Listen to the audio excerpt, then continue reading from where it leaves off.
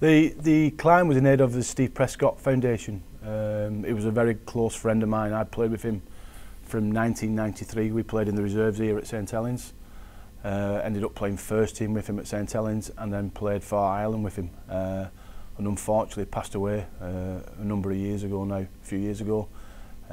So his charity, his foundation was set up to help three charities, the Rugby League Benevolent Fund, the Steve Prescott Foundation and for Christie's.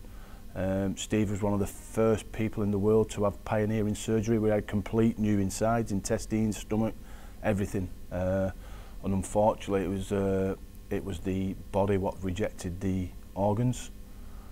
And Steve contracted cancer 10 years ago. It's 10 years this year. So every single year we've tried to do something major and an event to raise money for his foundation.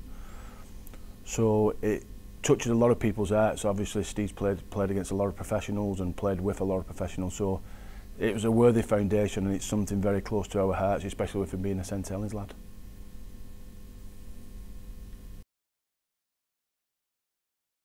No, there was a group of 42 of us all together. We had Lindsay, Steve's widow, his former wife, and we had a fella called Mark Halsey, who was the Premiership referee.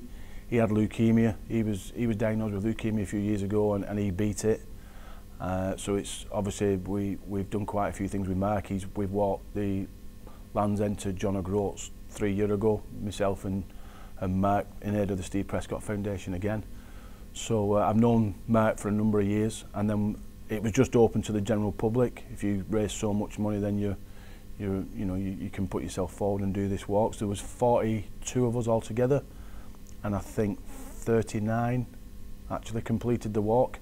Considering there's only a 50% success rate, it's absolutely phenomenal that so many of us completed the challenge.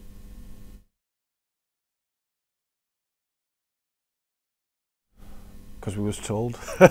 No, I think what they do, they're trying to do something every year. Like I said, they've cycled from the south of France right up to Wembley for the Wembley weekend, delivering the match ball. We've walked from Hull to Old Trafford. We've walked John O'Groats to Land's End in 11 days. They're just trying to move the boundaries to do something, because Steve Prescott's motto was, it isn't challenging unless it's challenging. It's not a challenge unless it's challenging, sorry. So we always try to raise the bar a little bit more every year, but I think now what they're going to try and do is do Mount Kilimanjaro one year, Everest Base Camp for the next few years. So they've done, I think they did Kilimanjaro last year, and the year before that they did Everest. So this year it's the Everest Base Challenge again.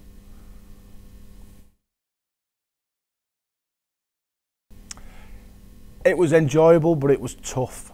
I would recommend, if anyone gets the chance to do it, the scenery is absolutely breathtaking. You know, every morning when you wake up, you walk out your tent, or you crawl out your tent, and the mountain's there. Every single day you see this mountain, and it's getting closer and closer. Very mentally tough. I'm one of them people. I don't really want to know what I'm doing. Just tell me what time to be there, and I will do it. Rather than say, listen, we've got an 8-hour climb today. Don't tell me. Just tell me what time to be there. Because I think as rugby players, it stood us in good stead, some of us. You know, the mental challenge, we knew it was going to be hard, but there was no going away from it. Tried to be not a bit of a role model, but tried to inspire a few people along the way, you know, to help them. Come on, we can do this. It's not that far now. But very, very mentally draining. I wouldn't say physically draining, apart from the last couple of days. I know on the way down, one of our lads, Mehdi, he was one of the 4 referees who was selected to do it with us. He suffered from severe dehydration, and that day we set off at midnight to do the summit climb. So when you get to about 7 or 8 o'clock, they tell you to stop and turn around, and you can see the sun, and I think it was Jupiter behind the mountain, and then you walk up for another couple of hours and they tell you to turn around again and you can see the sun rising. So that's the reason that you go at midnight.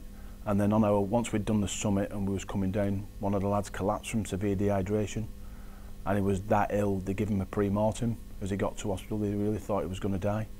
It was really frightening. We was in the back group, so he was with us, and it put another 3 hours on our trek coming down. The Sherpas were absolutely phenomenal to watch. These lads who were only like 5'5" and 7 stone carry a 6'15" bloke down the mountain. was unbelievable. And I think that day, by the time myself and Mike Denning, who's the chairman of the Steve Prescott Foundation, we'd been walking 22.5 hours that day, all down uphill and downhill. So it was a tough day.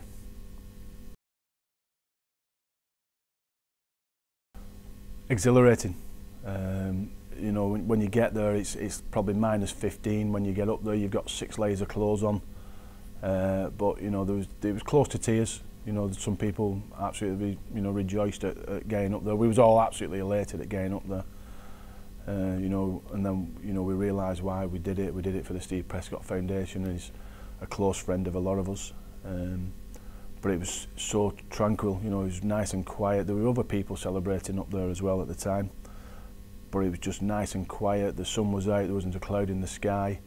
And to realise that you'd achieve your challenge, what you set out. We didn't realise what the long day ahead we had coming down as well, but the main ambition was to get up there, and like you said, probably 97% of us did it, so it was really good.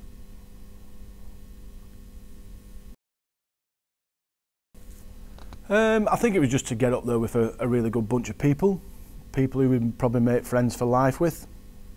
You know, we started off probably only knowing 2 or 3 of them. I'm not one of these people who will walk into a room and go and start talking to people. I'll stand at the back and wake people up and, you know, just slightly edge myself in. So, you know, to make friends for life is a massive thing for us. We've had a few reunions since, and we've all got on great and really good. But it was just nice to get up there with friends and relax and know that we'd done it. And it was, like I said, the weather was spot on. You're not allowed to take alcohol up the mountain, otherwise, you know, we had some champagne to take up, but they said you're not allowed it.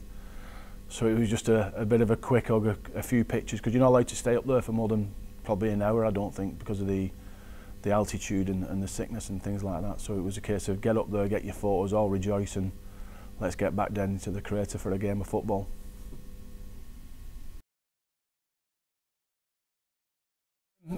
Once I come down, I said no, I would never do it again, because after the 22.5 hour trek and probably seeing one of our lads near, you know, in a serious condition, we said that was it.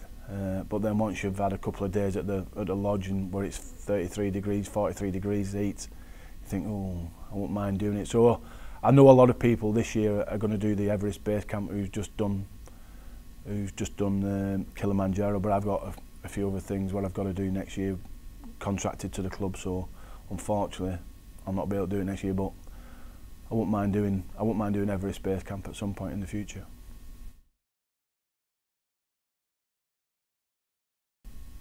I think they do really well. I'm hoping so, especially the way that they finished off the season. I know Justin come in at a tricky situation. You know, all the lads were down and the egos were deflated and there was no confidence. And I come in and said, good luck, you've got a job on here. And he just smiled and he went, just bring it on.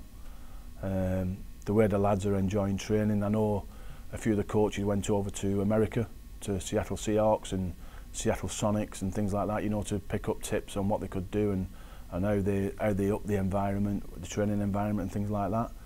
So I think they brought quite a few things back with them from America. We haven't made any new signings really. We're probably looking at Benny Barber to step up a little bit more. He was looking really good, you know, the little glimpses what he showed towards the back end. He'd not played for probably 42 weeks last year. So he's our major signing, our marquee signing. We're looking for him to have a really good year. Obviously we've got a couple of internationals, James Roby and Alex Walmsley, who have just come back from World Cup duty, playing and narrowly defeated in the World Cup final. And then we've got young kids like Morgan Knowles, Regan Grace, Louis McCarthy Scarsbrook and Kyle Moore, who've been over to the World Cup. So the experience that they'll bring from being in other camps, they can bring the good things, the things they didn't like, they can just leave what they didn't like in Australia. You know, so I think Justin likes the lads to have a lot of input in how training goes and things like that. So the way they finished, I think all the Saints fans got high anticipation for next season. We're really looking forward to the club doing something, and hopefully they will.